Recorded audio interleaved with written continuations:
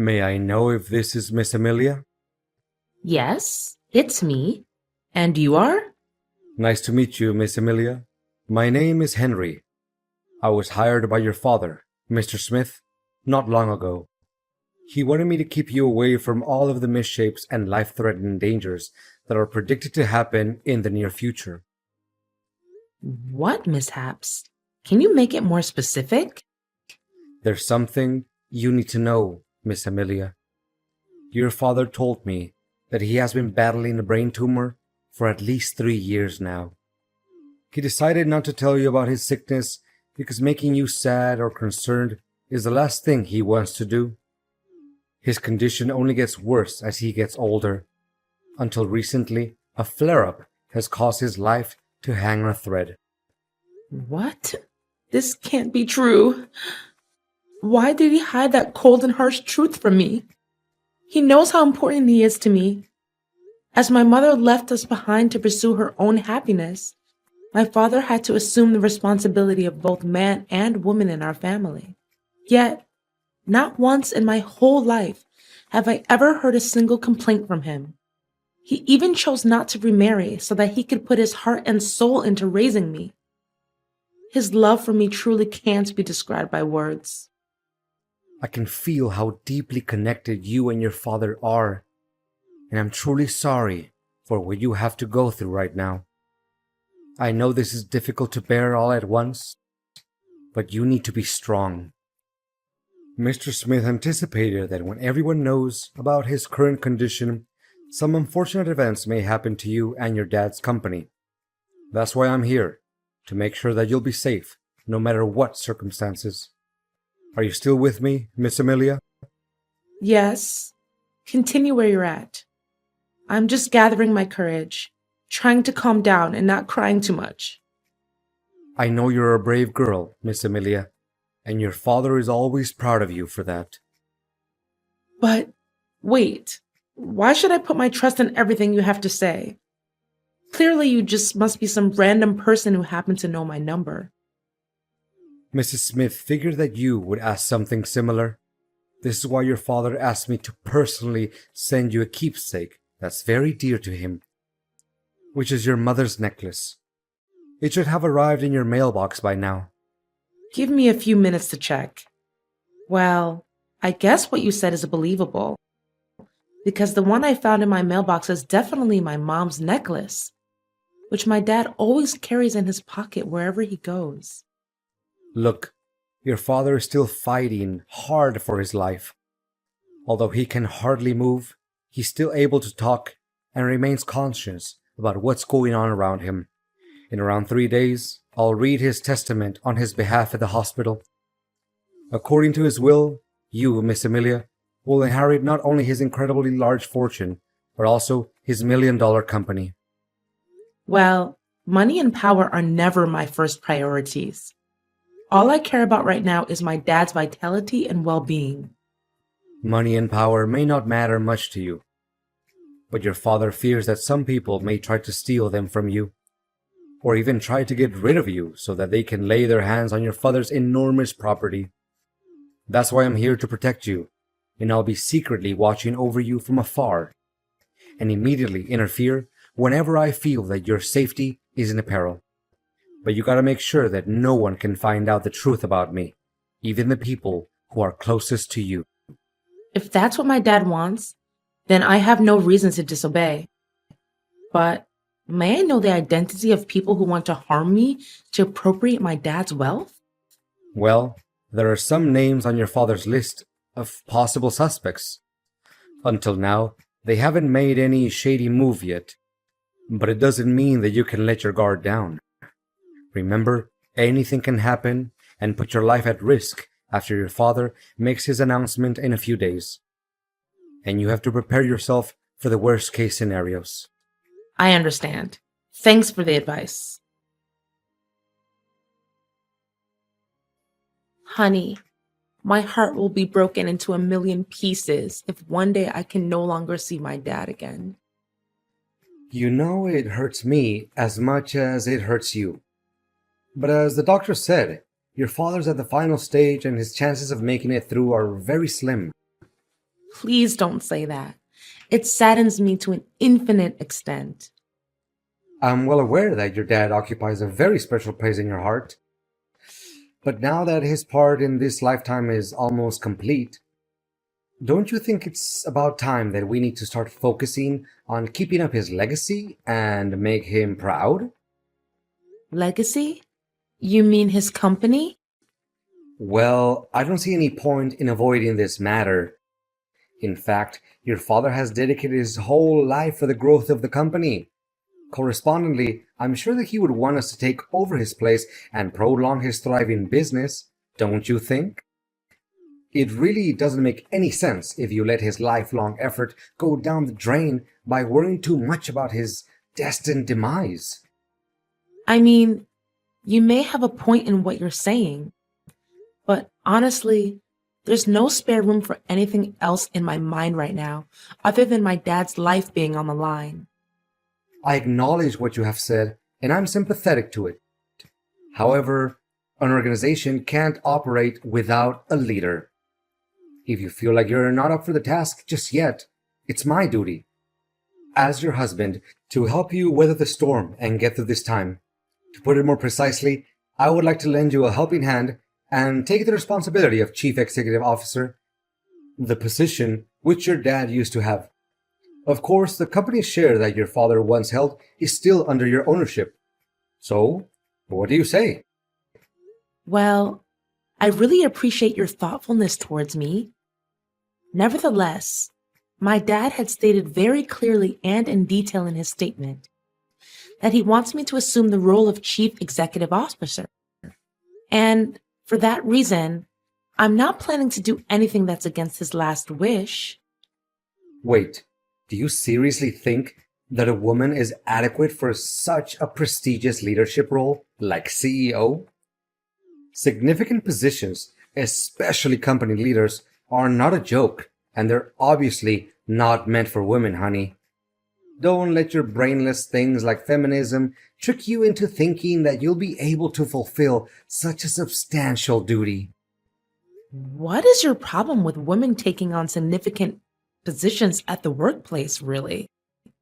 Amelia, you do realize that women always have to depend on men to get everything done, right? You women can never decide anything for yourself, and you easily let your emotions get the best of you. If you still care about the family that we'll build together, you should reconsider your place and fulfill your duties as a wife, which means doing household chores and bearing my children. Well, I don't see anything wrong with me taking on leadership responsibilities. I graduated top of my class, and I dedicated 7 years to achieve my master's degree and PhD in economics. I even devoted more time working for the company than you did. To back up my words, I'd started from the bottom and I made my way to higher positions step by step. Nothing was handed to me on a silver platter, you know. I know, but don't you think it's a little weird that the husband works as a subordinate to the wife? Why? I don't see anything that's weird about it. Honey, it's about finding the one that's more suitable for the job. That's all. It has nothing to do with the roles we have in our family.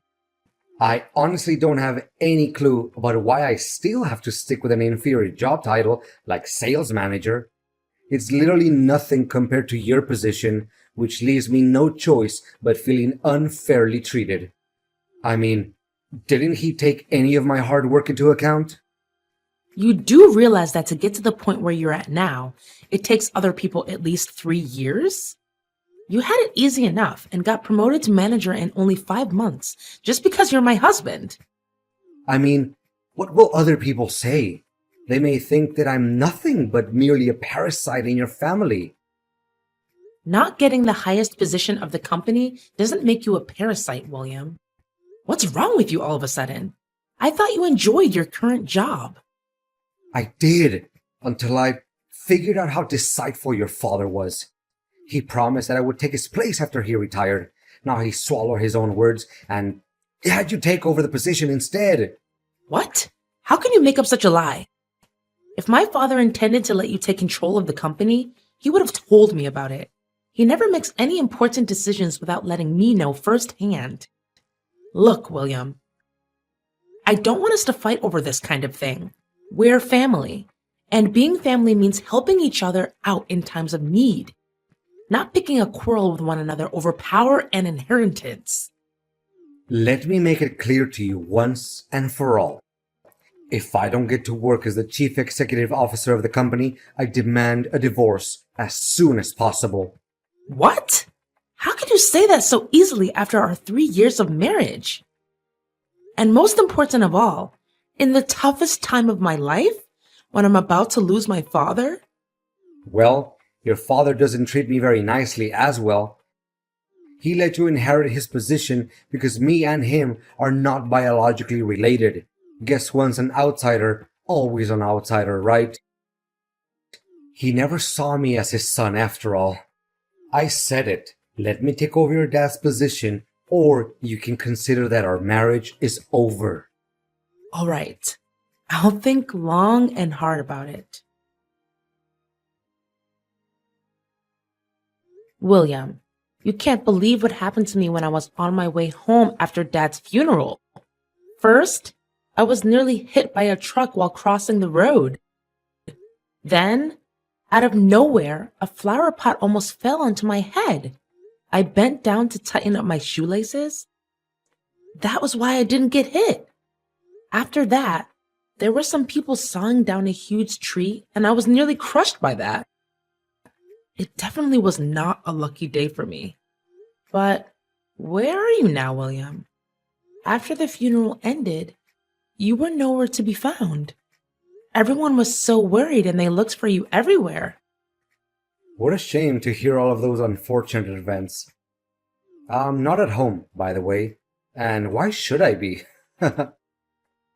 What? What are you saying? Well, first of all, now that your father is dead, why should I be around you anymore?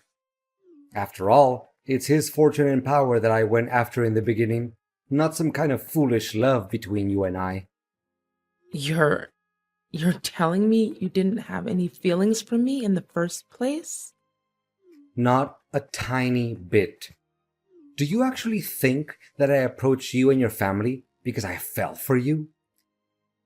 That's the most ridiculous joke that I've ever heard in my entire life. The only attractive thing about you is your dad's money. But I'm still the one who is in charge of my dad's company, right? How can you be so cocky? Well, not anymore. I now own papers proving that I'm the person who's gonna take over your dad's place as a CEO. He even gave me his shares in the company and every property that he possesses, including the house in which you're living. What? How could it even be possible? That's against the decision that he stated in his testament. There's no way he could do it without my approval. Don't you dare make things up.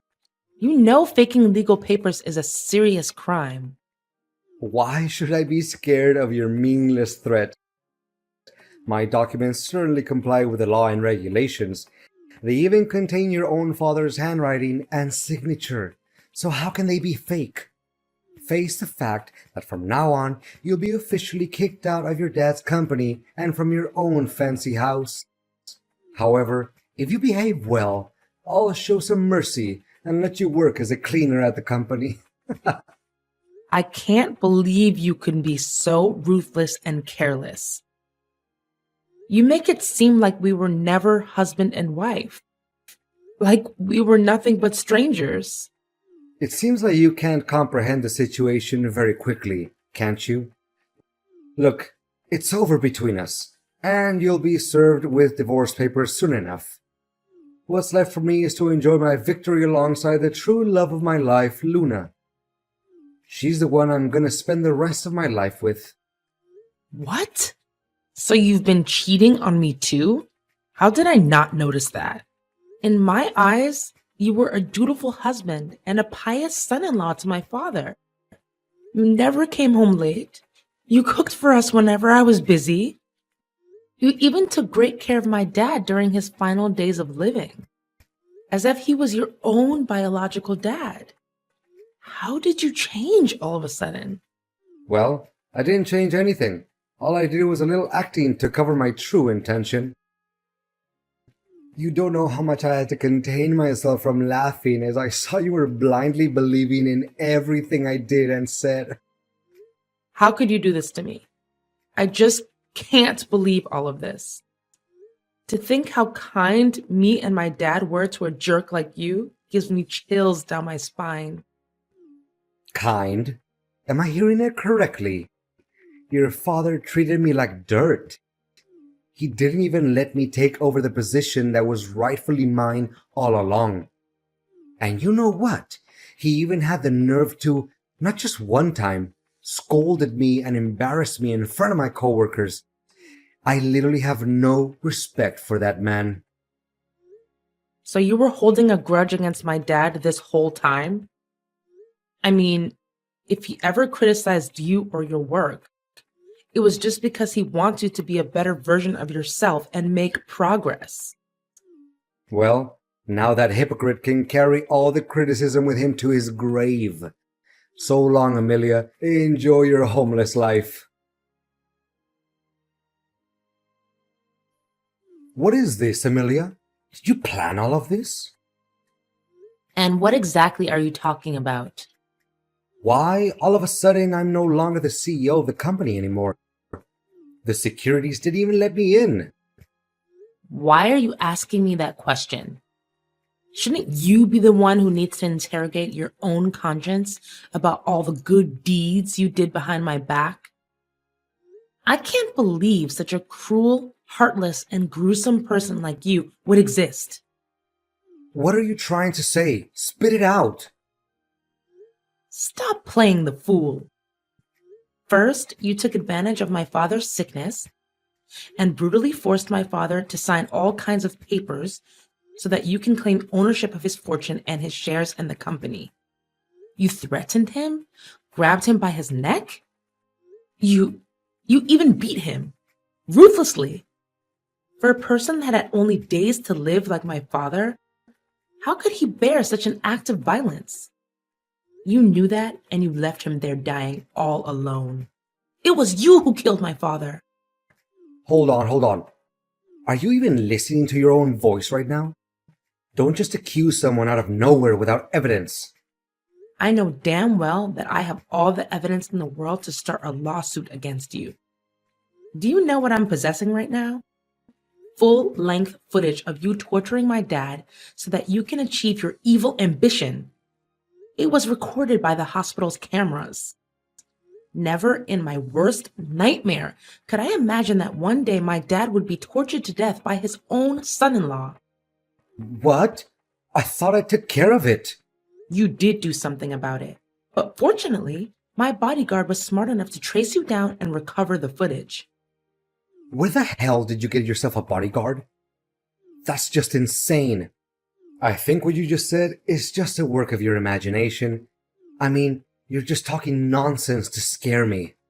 Not only that, my bodyguard also provided the police with evidence proving how you and your mistress pulled off every scheme you could come up with to murder me so that no one could ever threaten your throne anymore. Honestly, I can't imagine how wicked and cold-blooded you can get in order to seize what you want. Just in the morning, if my bodyguard hadn't tested the food before giving it to me, I would have been poisoned to death. Guess you also bribed the hotel staff, right? Just like every other sin you committed when you were working for my dad, right? You'd better watch your mouth, you wretched. Let me see. Faking receipts, taking bribes, embezzling the company's operating budget, leaking confidential information to other competitors, and not to mention murdering my father and failed attempt to assassinate me? I'm done arguing with an inhumane person like you. If I were in your shoes right now, I would start coming up with any possible reasons to defend myself in front of the court. Oh no, I think a police officer is knocking at my door. What should I do? Please, withdraw your complaint along with the evidence. You can't do this to me. Your days of abusing your power and violence are over, William. Don't ever let me see your face again. May I know if this is Miss Amelia? Yes, it's me. And you are? Nice to meet you, Miss Amelia. My name is Henry. I was hired by your father, Mr. Smith, not long ago. He wanted me to keep you away from all of the misshapes and life-threatening dangers that are predicted to happen in the near future. What mishaps? Can you make it more specific? There's something you need to know, Miss Amelia. Your father told me that he has been battling a brain tumor for at least 3 years now. He decided not to tell you about his sickness because making you sad or concerned is the last thing he wants to do. His condition only gets worse as he gets older. Until recently, a flare-up has caused his life to hang on a thread. What? This can't be true. Why did he hide that cold and harsh truth from me?